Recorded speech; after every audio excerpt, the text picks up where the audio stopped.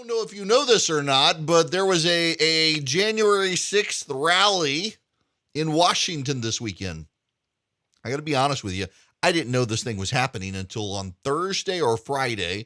There was some sort of hysterical press coverage about it happening, and they were talking about the fence going up around the Capitol. I had no idea.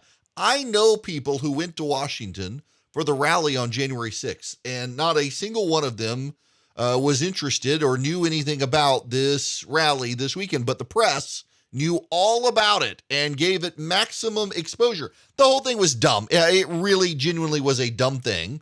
I can't understand why the media thought it was a good idea to make it into something it wasn't worth being made into.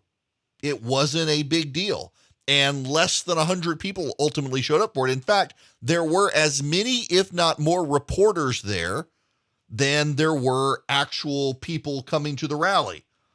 I mean, and you know, it was one of those things where the media got to nitpick. Now, what do I mean by nitpick? The media got to take a story that really wasn't a story and turn it into a big story and claim monumental importance and allow the crazies who showed up voice and essentially pick the nuts to go on TV and represent the 74 million people who voted for Donald Trump.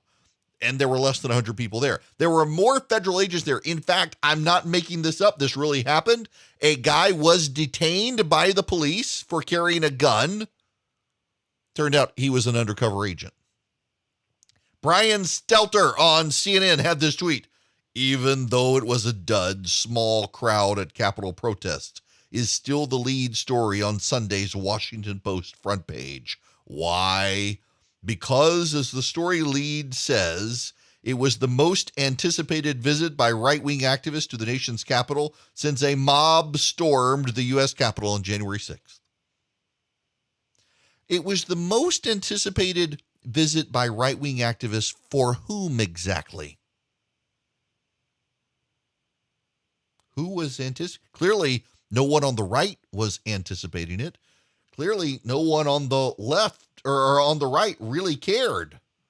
And yet, for some people, apparently, it was a monumentally really big deal. Yeah, the people in the media who wanted everyone terribly.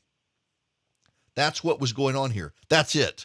And the media ran with it. The federal agents covered the place. There were way more federal agents and police in SWAT uniforms and riot gear than there were people who actually showed up.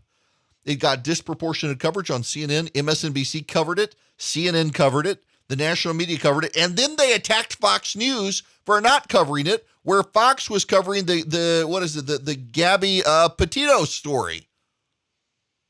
We're going to cover the Gabby Petito story when we come back. But the media attacked Fox News for covering the story of a missing girl and not covering a right-wing rally that no right-winger showed up to and all the media showed up to. Tells you everything you need to know about the media in Washington.